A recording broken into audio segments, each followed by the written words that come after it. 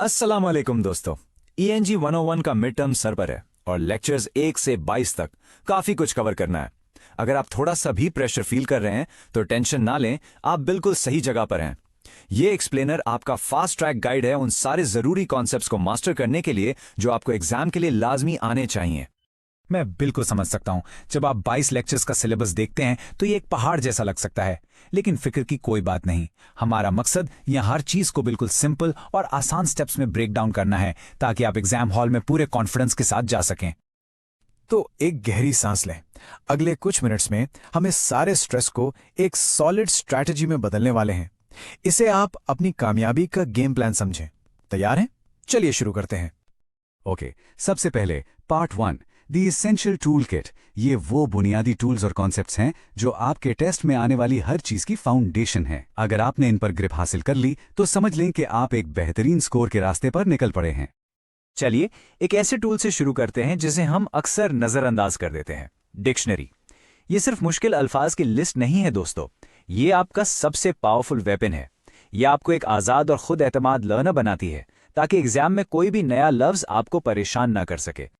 सोचो, एक dictionary entry में कितनी इंफॉर्मेशन छुपी होती है। ये आपको करेक्ट स्पेलिंग बताती है, स्ट्रेस मार्क्स के साथ प्रोनाउंसिएशन सिखाती है, पार्ट ऑफ स्पीच बताती है जो कि ग्रामर के लिए सुपर इंपॉर्टेंट है, और हाँ, एक लफ्ज के कई मतलब बताती है। तो एक प्रो टिप याद रखें, कभी भी सिर्फ पहली डेफिनेशन पढ़कर आगे मत बढ़ें। हमेशा वो मतलब चुनें जो जुमले के कॉन्टेक्स्ट में सबसे बेस्ट फिट हो। अब जरा प्रोनाउंसिएशन पे फोकस करते हैं। इसका असल राज है स्ट्रेस। फर्क महसूस करें, मदर और होटल। सुना आपने? डिक्शनरी में वो जो छोटा सा निशान होता है ना, वो आपको बताता है कि जोर कहां डालना है। इसे मास्टर करने से ना सिर्फ आपकी स्पोकन इंग्लिश अच्छी होगी बल्कि एग्जाम के दौरान आपकी लिसनिंग कॉम्प्रिहेंशन भी शार्प हो जाएगी। ठीक है, अब जब हमारा टूल किट रेडी है तो चलिए आगे बढ़ते हैं पार्ट 2 की तरफ, रीडिंग लाइक अ प्रो। ये सेक्शन उन एडवांस्ड कॉम्प्रिहेंशन टेक्निक्स के बारे में है जो आपके मिड टर्म के लिए सीरियसली गेम चेंजर हैं। यहां हम 4 बुनियादी स्किल्स पर फोकस करेंगे। पहला, किसी भी पैसेज का मेन आइडिया कैसे ढूंढना है। फिर राइटर के लॉजिक को कैसे फॉलो करना है।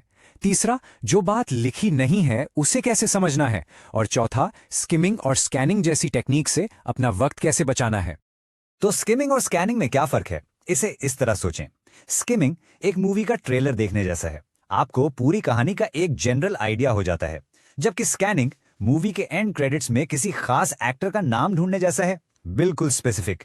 एग्जाम में आप पहले पैसेज को स्किम करके जनरल आइडिया लेंगे और फिर क्वेश्चंस के जवाब ढूंढने के लिए स्कैन करेंगे। सिंपल। और ये हमें एक हायर लेवल स्किल की तरफ ले जाता है, मेकिंग इन्फ्रेंसेस। इसका मतलब है लॉजिकल जंप्स लगाना, यानी जो लिखा है उससे वो मतलब निकालना जो लिखा नहीं है। आप एक डिटेक्टिव की तरह टेक्स्ट में दिए गए क्लूज इस्तेमाल करके वो समझते हैं जो राइटर ने सीधा सीधा नहीं कहा। ये एक क्रिटिकल थिंकिंग स्किल है जिसे एग्जामिनर्स टेस्ट करना बहुत पसंद करते हैं। और आप राइटर की बात को फॉलो कैसे करते हैं? उनके साइन पोस्ट्स या इशारों को पहचान कर, यानी कनेक्टिव्स। अल्फाज जैसे हाउएवर आपको बताता है कि हे, अब कोई मुखालिफ बात आने वाली है। देयरफॉर बताता है कि ओके, अब नतीजा आने वाला है। इन इशारों को पहचानना किसी भी टेक्स्ट के स्ट्रक्चर को तेजी से समझने का सीक्रेट है।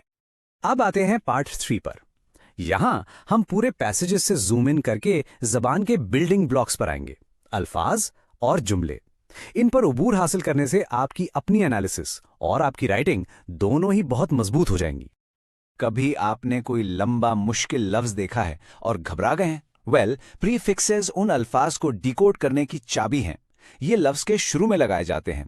अगर आपको पता है कि प्री का मतलब पहले और पोस्ट का मतलब बाद में है तो आपको फौरन उस लफ्ज के मतलब का इशारा मिल जाता है, भले आपने वो लफ्ज पहले कभी ना देखा हो। It's like a secret code. बिल्कुल इसी तरह सफिक्सेस लफ्ज के आखिर में आते हैं और ये अक्सर उसका फंक्शन बताते हैं। मिसाल के तौर पर एर या इस्ट जैसे सफिक्सेस आमतौर पर एक नाउन का इशारा देते हैं। इन पैटर्न्स को पहचानना सिर्फ वोकैबुलरी की ट्रिक नहीं है, ये ग्रामर के सवालों का सही और तेजी से जवाब देने के लिए बहुत बहुत जरूरी है। अब देखते हैं कि जुमले कैसे बनते हैं। आप शुरू करते हैं एक सिंपल सेंटेंस से, एक मुकम्मल सीधी सादी बात। फिर आप ऐसे 2 जुमलों को एंड या बट जैसे लफ्ज से जोड़कर एक कंपाउंड सेंटेंस बना सकते हैं। और सबसे एडवांस्ड कॉम्प्लेक्स सेंटेंस, जो एक मेन ख्याल को एक अधूरे ख्याल से जोड़ता है। इन तीनों स्ट्रक्चर्स को समझना टेक्स्ट को एनालाइज करने और खुद अच्छा लिखने दोनों के लिए अहम है। ओके जी, हम बस आखिर तक पहुंच गए हैं। अब आते हैं अपने आखिरी हिस्से पर। यह आपकी लास्ट मिनट चेकलिस्ट है ताकि आप अपनी तैयारी के आखिरी लम्हात को फोकस कर सकें और एग्जाम में पूरे कॉन्फिडेंस के साथ जा सकें। चलिए अपनी सक्सेस चेकलिस्ट को तेजी से दोबारा देखते हैं। रेडी? नंबर 1, अपनी डिक्शनरी को एक स्ट्रेटेजिक टूल के तौर पर इस्तेमाल करें। 2, बड़ी तस्वीर के लिए स्किम करें, फिर सवालों के जवाब के लिए डिटेल स्कैन करें। 3, इन्फ्रेंसेस बनाएं, लिखी हुई बातों के पीछे का मतलब समझें। 4, मुश्किल अल्फाज को समझने के लिए प्रीफिक्सेस और सफिक्सेस इस्तेमाल करें। और 5, अपने सेंटेंस टाइप्स को जानें ताकि आप समझ सकें कि आइडियाज आपस में कैसे जुड़े हुए हैं। याद रखें, आपने ये 22 लेक्चर्स कवर किए हैं, आपने मेहनत की है, आपके पास टूल्स भी हैं और स्किल्स भी। ये सिर्फ एक रिफ्रेशर था ताकि सब कुछ आपके जहन में बिल्कुल ताज़ा हो जाए। एग्जाम में पूरे कॉन्फिडेंस के साथ जाएं। आप कामयाबी के लिए बिल्कुल बिल्कुल तैयार हैं। तो मैं आपको एक आखिरी चैलेंज देकर इसे खत्म करूंगा। उस चेकलिस्ट को दोबारा देखें। आपके ख्याल में इनमें से कौन सी ऐसी स्किल है जिसे थोड़ी सी और प्रैक्टिस की जरूरत है? कोई एक चुनें और अगले 30 मिनट सिर्फ उसे मास्टर करने में लगाएं। Best of luck for your mid term.